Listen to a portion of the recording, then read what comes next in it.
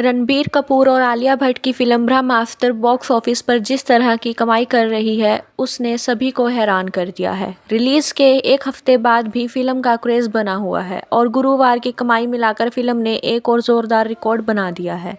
Film का world wide collection अब 300 करोड़ पार कर गया है। आयान मुखर्जी की ब्रह्मास्त्र के लिए फैंस का क्रेज अभी भी बना हुआ है। इंडिया ही नहीं, पूरी दुनिया भर में लोग फिल्म के टिकट जमकर खरीद रहे हैं। इंडिया में बॉक्स ऑफिस पर पहले ही दिन 36 करोड़ रुपए से ज्यादा कमाने वाली इस फिल्म ने अपने ओपनिंग वीकेंड में जोरदार कमाई करके रिकॉर्ड्स की झड़ी लगा दी। रणबीर कपूर और आलिया भट्ट के लीड रोल वाली ब्रह्मास्त्र ने अब एक और बॉक्स ऑफिस टारगेट पार कर लिया है। क्या आप भविष्य की टेक्नोलॉजी पर विचार करते हैं? साई-फाई फिल्में इसका कॉन्सेप्ट लगती हैं। फिल्मों की कितनी ही टेक्नोलॉजी को हम आज असल दुनिया में देख पा रहे हैं। स्मार्टफोन उनमें से एक है। सवाल ये है कि स्मार्टफोन का भविष्य क्या होगा?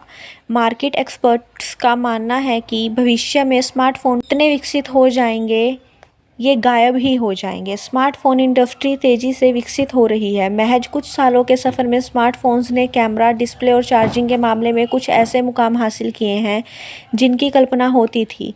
बात चाहे अंडर डिस्प्ले कैमरा की हो या फिर मिनटों में फ़ोन को चार्ज करने की, टेक्नोलॉजी का यह सेक्टर काफ़ी तेज़ी से विकसित हो रहा है। इसका अगला पड़ाव क्या होगा, इस पर भी विचार किया जा रहा है।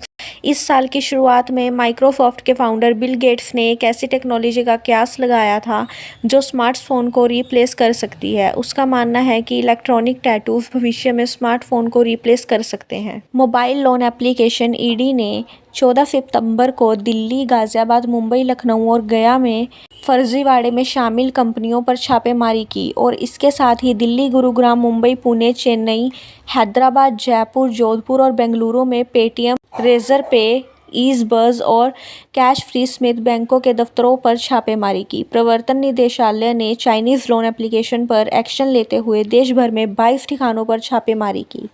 एजेंसी ने पेटीएम और रेजरपे समेत 4 पेमेंट गेटवे प्रोवाइड करने वाली कंपनियों के खातों में जमा करोड़ों रुपए फ्रीज किए हैं। एजेंसी ने ये छापेमारी फ्रॉड में शामिल कंपनियों और पेमेंट गेटवे प्रोवाइड करने वाली कंपनियों पर की थी। लोगों को दिया जा रहा था लालच। एजेंसी ने ये कार्यवाही नागालैंड के कोहिमा में HPZ टोकन कंपनी के खिलाफ दर्ज मामले के आधार पर की थी। HPZ टोकन मोबाइल आधारित लोन एप्लीकेशन है जो बिटकॉइन बनाने वाली माइनिंग मशीन में इन्वेस्ट के नाम पर बड़े मुनाफे का लालच दे लोगों को ठग रही थी।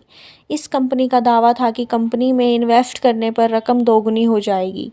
सभी पैसे पेमेंट गेटवे के जरिए लिए जा रहे थे और कुछ हिस्सा इन्वेस्टर को देकर बाकी रकम इन पेमेंट गेटवे के जरिए बिटकॉइन में बदलकर दूसरे खातों में ट्रांसफर किए जा रहे थे, यानी लोगों से ठगी की जा रही थी। कंपनियां कर रही थी धोखाधड़ी। ईडी ने जब जांच शुरू की तो पाया HPZ टोकन को MS Linnaean cap private limited और MS शिगो टेक्नोलॉजी प्राइवेट लिमिटेड चला रही है। शिगो का लिंक कई सारी चाइनीज कंपनियों से भी पाया गया जो धोखाधड़ी में शामिल रही हैं। इसके अलावा ऐप आधारित काफ़ी कंपनियों का पता चला जो इसी तरह से गेम या लोन में के नाम पर लोगों से धोखाधड़ी कर रही हैं। ईडी को शक है कि इन सभी कंपनियों के पीछे गुरुग्राम की कंपनी MS जिलियन कंसल्टेंट इंडियन प्राइवेट लिमिटेड है, जिस पर कुछ दिनों पहले SFIO यानी सीरियस फ्रॉड इन्वेस्टिगेशन ऑफिस ने छापेमारी की थी और डायरेक्टर डॉटर्स को बिहार के गया से गिरफ्तार किया था।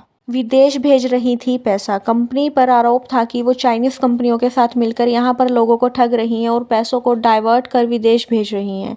इसके अलावा डॉट्स ने फर्जी दस्तावेज बनवा रखे थे जिसमें खुद को हिमाचल के मंडी का रहने वाला बताया और उसी के आधार पर भारत में कंपनी रजिस्टर करवाई। ईडी ने फ्रीज किए खाते। ईडी ने भी इस छापेमारी के दौरान जांच से जुड़े कई सारे अहम दस्तावेज बरामद किए और पेमेंट गेटवे के खातों में जमा 40.67 करोड़ रुपए फ्रीज किए, जिसमें ईज़बज़ प्राइवेट लिमिटेड के पुणे में 33.36 crore, Razorpay software private limited के बेंगलुरु में 8.21 crore, cash free payment private limited के बेंगलुरु में 1.28 करोड़ और पेटीएम पेमेंट सर्विसेज लिमिटेड के दिल्ली में 1.11 करोड़ रुपए शामिल हैं।